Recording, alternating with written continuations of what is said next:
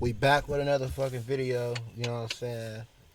It's basically not. I wouldn't say a part two, but we have reacted to some shit like this. Mysterious unsolved cases. So we better try to goddamn check out number two. Fucking come out. Is this from the same channel? Yeah. Say less.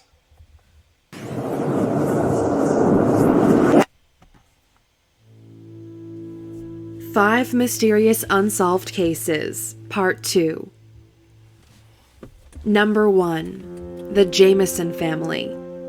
The first case on our list is extremely strange and still remains unexplained over 6 years later. The Jameson family, which consisted of Bobby, his wife Sherilyn, and their 6-year-old daughter Madison, went missing on October 8, 2009. The Jamesons had decided that they wanted to move out of their lakefront property to make a fresh start in a new area.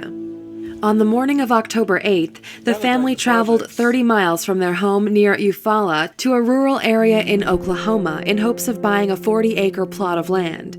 They drove their white pickup truck to the isolated Sans Bois Mountains, but never returned. On October 16th, the family's abandoned vehicle was found on the side of the road by a Latimer County sheriff. Inside the locked truck were the Jamesons' wallets, IDs, cell phones, a GPS system, around $32,000 in cash, and even the daughter's beloved dog, who was on the edge of starvation. Police quickly launched a huge search operation but found nothing. It wasn't until over 4 years later when they discovered the family's skeletal remains around 3 miles from where their truck was abandoned. An autopsy was performed, but the remains were in such a bad state that the cause of death could not be determined. On the day before their disappearance, security cameras from their home caught the Jamesons as they loaded up their truck. Investigators claimed the pair looked as if they were in a trance-like state, walking from their house to the truck over 20 times without speaking to each other once.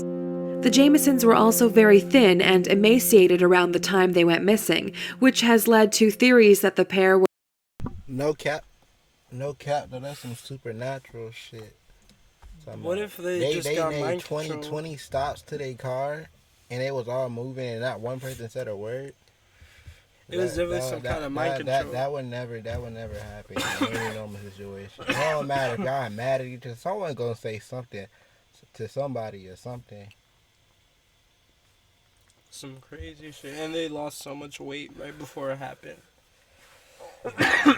It was probably going hooked on crystal meth. Yeah. However, police found no drugs or drug paraphernalia in the home. Months prior to the disappearance, the Jamesons had become very paranoid and told some of their friends and family that their house was haunted and explained that they had seen spirits. Hell yeah, ghosts definitely got they ass.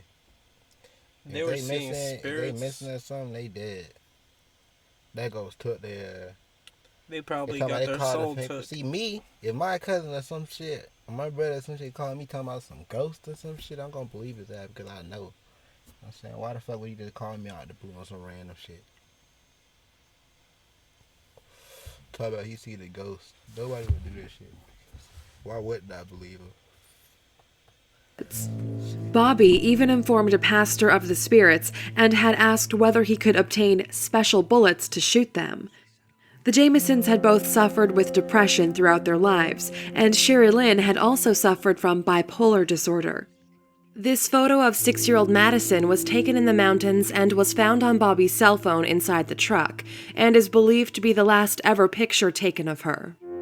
The family have said that they don't believe Bobby or Sherilyn took the photo, as Madison isn't looking towards the camera, and because she appears to look terrified.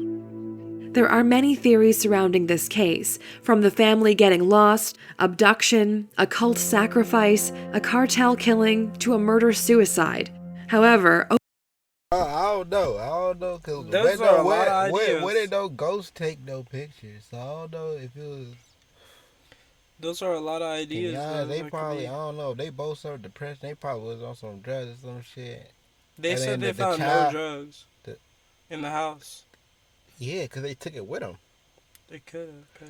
And they they probably took did all the their money. drug because they probably both was depressed, and that's why they killed these kids. Cause they ain't never seen the kids like this before, and they took a picture, and they probably, I don't know, they probably killed them, or they all killed their whole family, and they all got died or some shit. Then they killed themselves from depression or some shit. They got sobered up and realized what they done and killed themselves. I don't fucking know. Let's see. It could always be something, man. It'll be the Over thing you 6 least years expect. later, nobody is any closer to knowing what really happened on that day.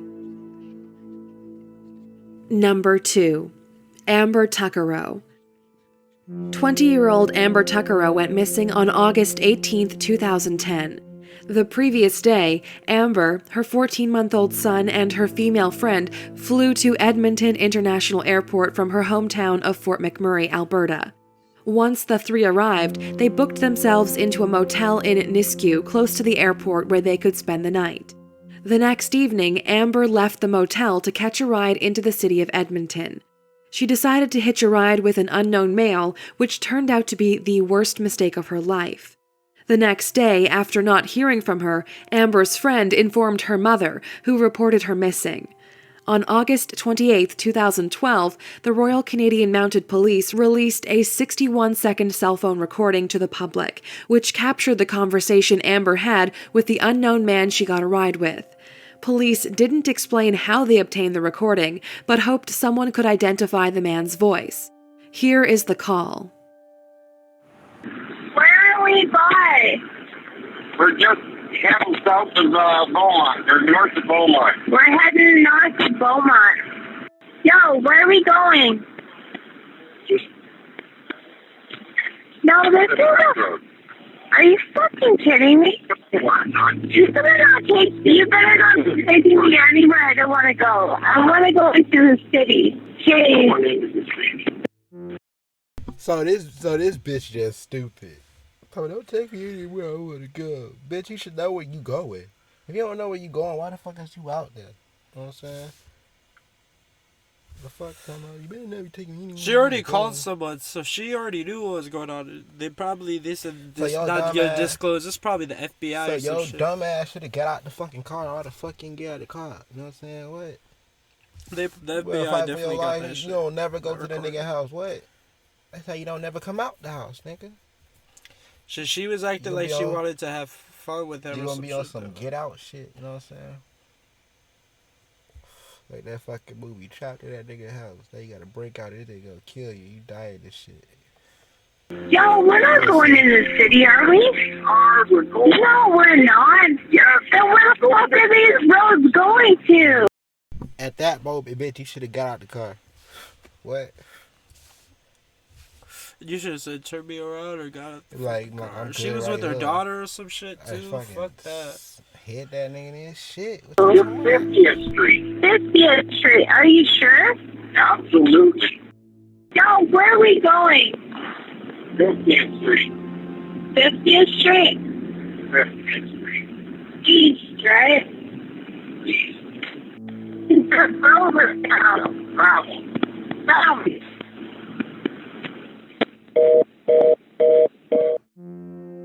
Just 4 days after the recording was released to the public, Amber's remains were found by horseback riders on a rural property near Leduc County.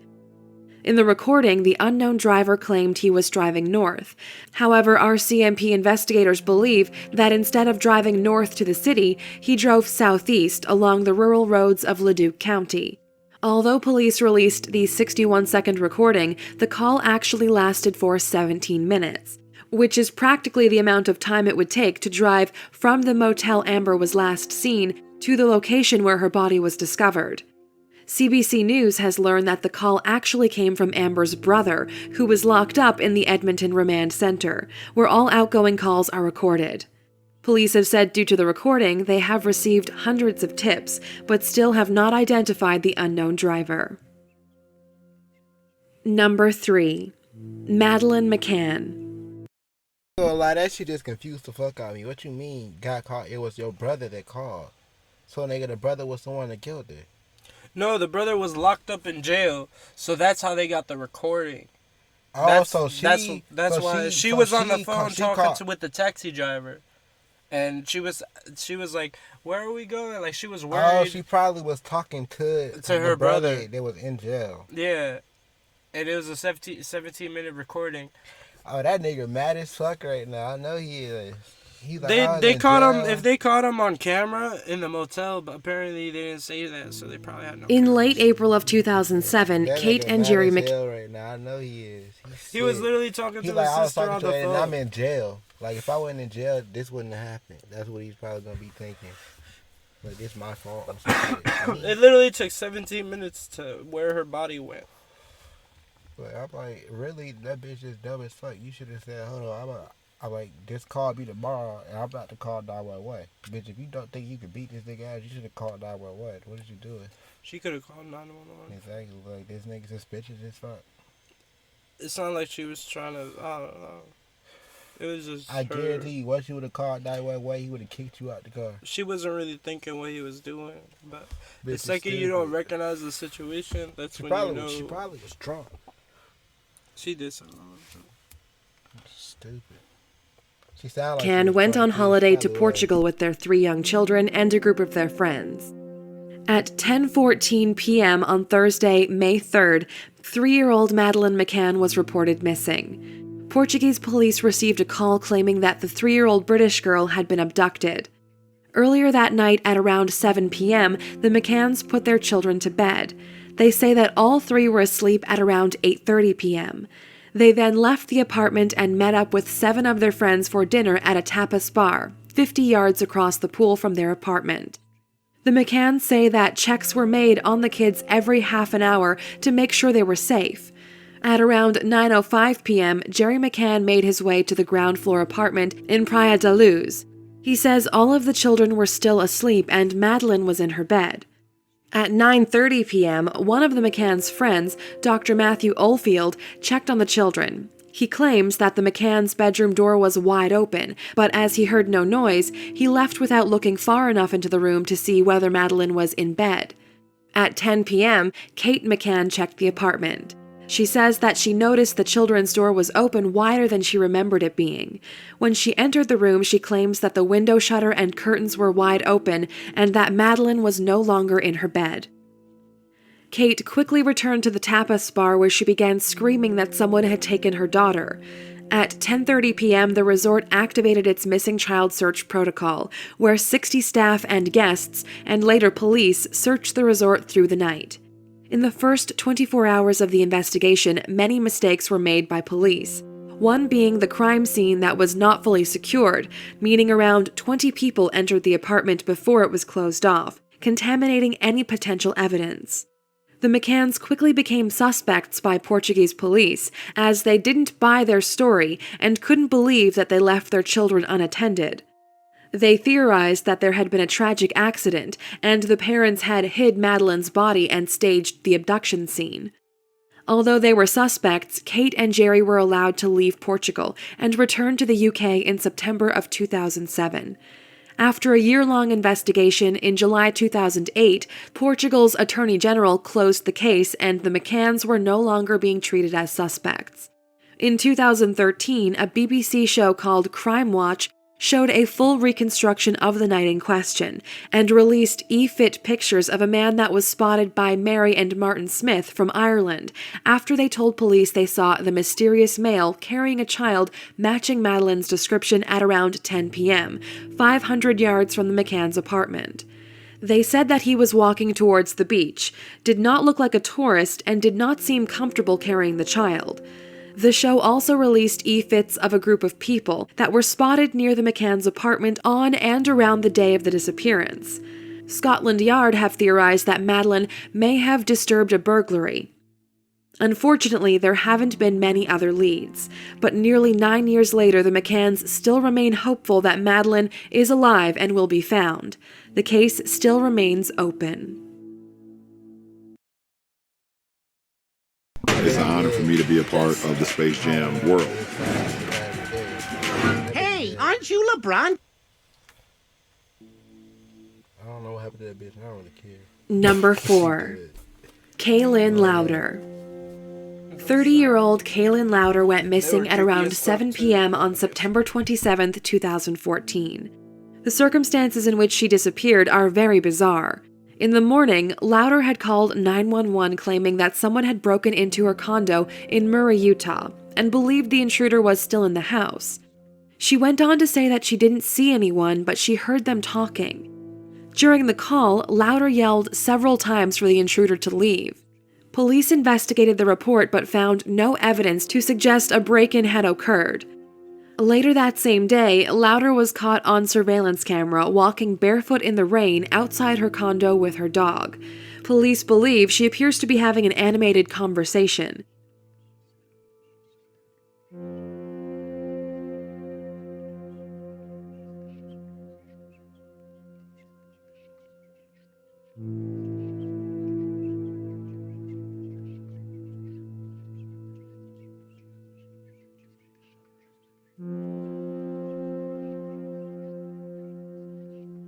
At 7 p.m., for an unknown reason, Louder began to run. She left her dog, phone, money, keys, and car behind. This is the last time she was seen alive. Louder's mother had said in a statement that she spoke to her daughter that day and she seemed fine. Her cousin claims that she was cleaning her condo that day and was working on her resume as she had just been let go from her job as a social worker. Her family hired a private investigator to help the search for her. 2 months after her disappearance, on November 30th, Louder's body was discovered in the Jordan River in Utah, 5 miles from her home. An autopsy was performed but could not determine how she died. A toxicology report confirmed that there was nothing fatal or illegal in her system. Louder's family say they suspect foul play and do not believe the death was an accident as she had no history of mental illness. However, investigators She probably was drugged. She was probably laced. Something like that. They murdered. disagree because the 911 call she made on September 27th was not the first time she had made a false claim. The previous day, she had reported a fight at a wedding that didn't happen, which has led them to believe she was showing delusional behavior. No one truly knows what happened to Kaylin Louder after she left the condo that day. Her family are still searching for answers. Number 5. But we're gonna end it there. The blunt went out, and that bitch, the last bitch, she probably got murdered. Or if she lost her shit. She tried a new drug, like she was on some LSD or some shit. She probably killed herself. I don't know how, but she probably ain't mean to, but she was fucked up. Then she died. Fell off a cliff or some shit. I don't know. That's crazy because that happens, when people They get ain't too get on drunk. camera, so she probably fell off or something, tried to flip or something. I don't know, but hell yeah.